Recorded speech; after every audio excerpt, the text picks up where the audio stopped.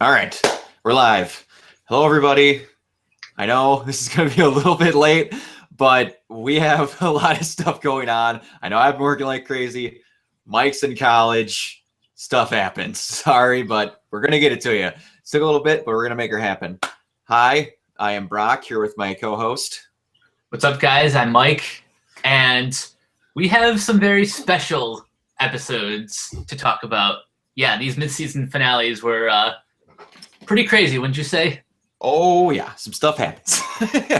All right, well, first off, coincidentally, in honor of Star Wars The Force Awakens, we start things off with The Flash's holiday-themed season finale, Running to Stand Still.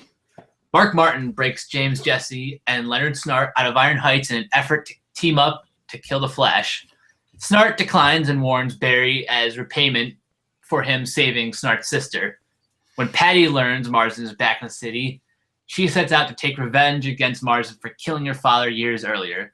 Jesse and Martin place bombs hidden in Christmas gifts throughout the city, threatening to set them off in family homes if Barry does not sacrifice himself. Wells, Cisco, and Jay find one of the bombs and alter its magnetic polarity. We'll get to that.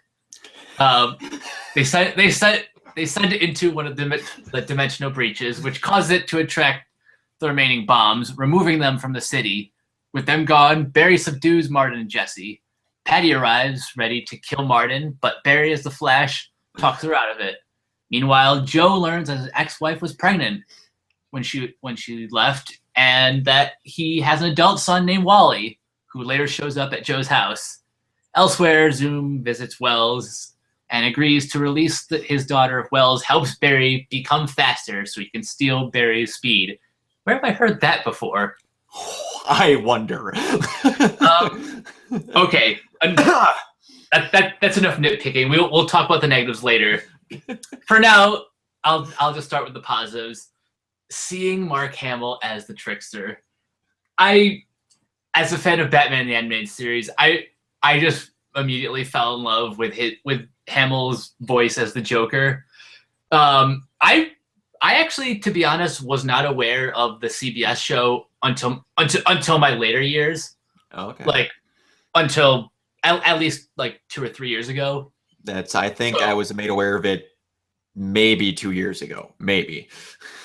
But the first time I heard Hamill play the trickster was in an episode of Justice League Unlimited, where featuring Flash and some of his rogues.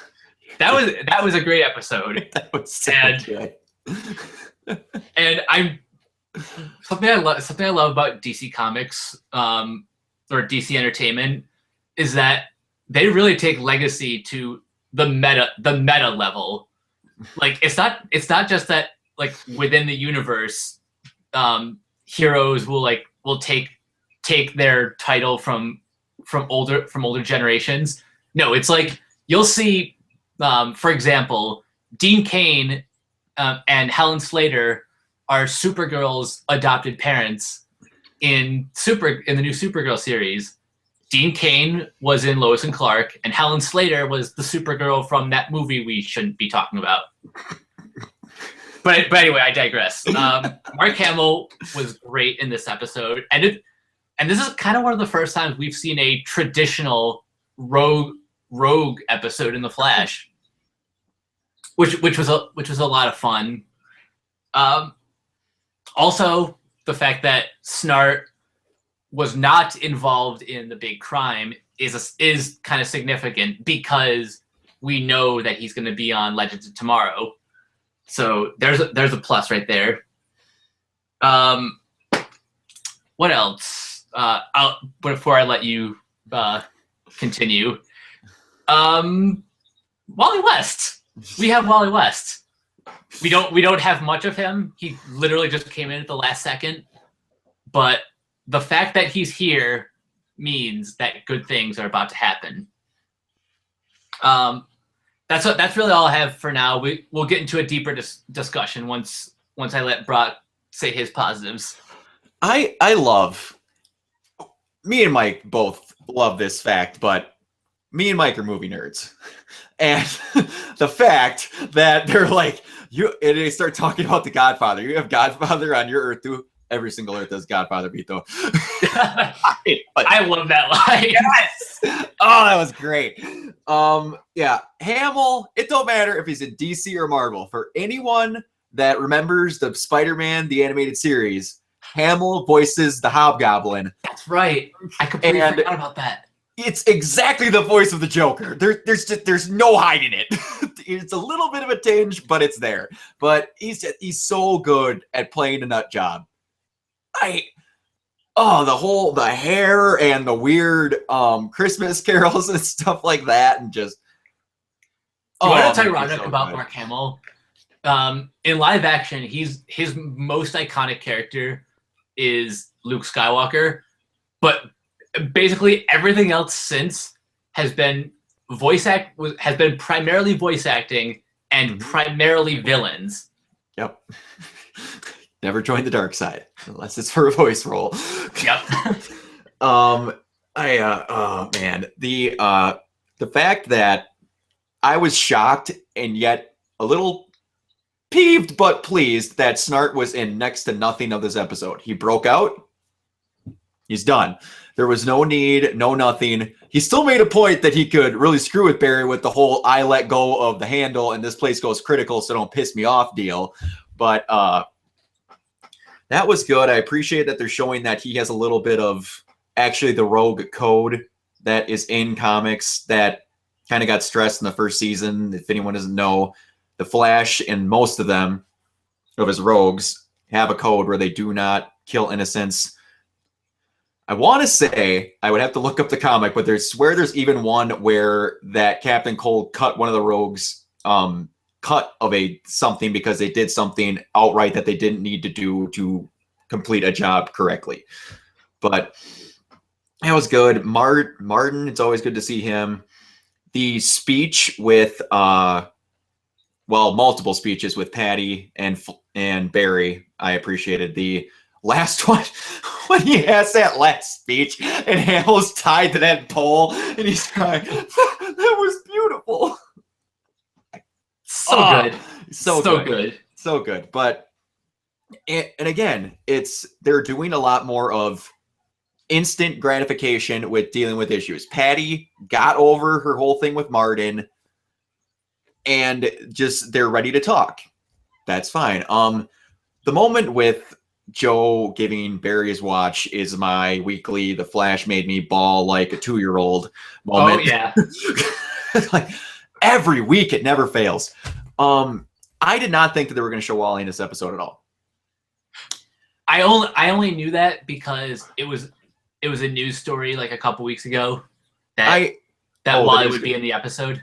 Oh, I remember they casted him. I didn't read that he was going to be okay, but yeah, I had a lot of things going through my head with other things that they've posted that they have pictures of what a certain character is going to look like. So I thought that if you're really going to stop a mid-season finale, if you know what I'm talking about, that person showing up at the door would have made my head explode. But oh yeah. We'll talk about that later if Mike wants to. Other than that, it was good. I liked what they were going to do to get Barry to give himself to let Martin kill him.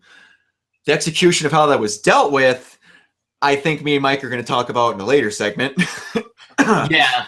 But other than that, it was a good episode. And in fact, you actually got to see Zoom dealing with Wells. With that, I like quite a bit. And I at first I thought it was a negative, the whole Zoom wanting to take Barry's speed. I'm like, well, it's almost like someone did that last season. It's the person you're talking to. But he actually wanted it for a specific reason, to get home, and that's all he cared about. They're doing the same thing, but it's for a dramatically different reason. And it's showing a good characteristic of who Zoom is. He wants to be literally only speedster, and he wants to be all-powerful so that literally no one can contest him and do whatever he wants.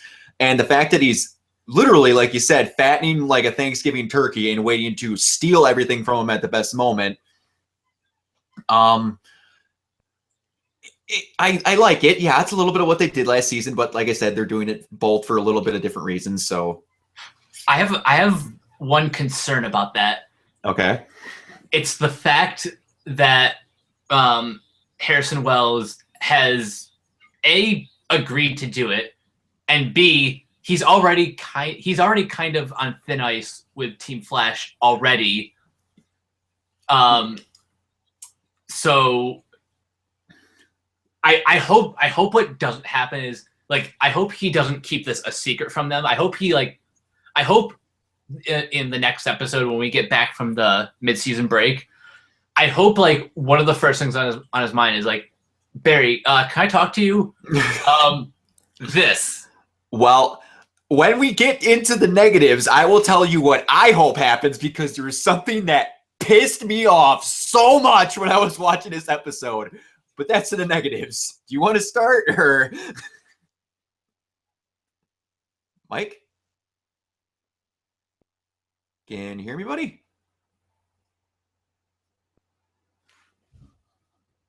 Mike. Mike. Mike.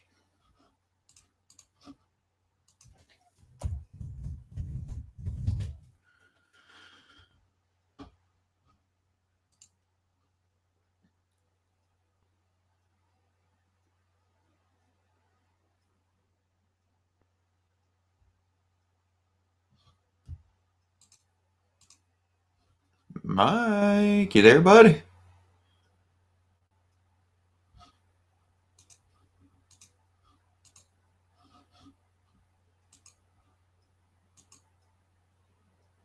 Mike?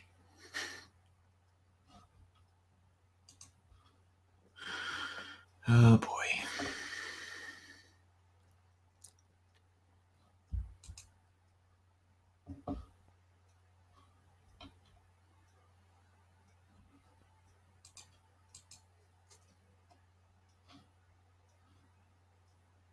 Let me know if you can hear me, bud. Message me something.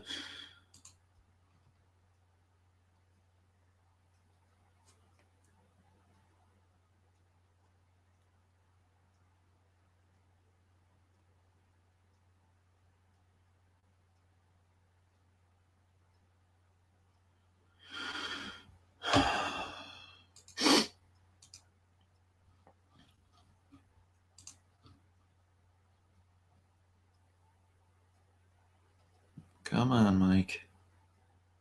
Come back to me here.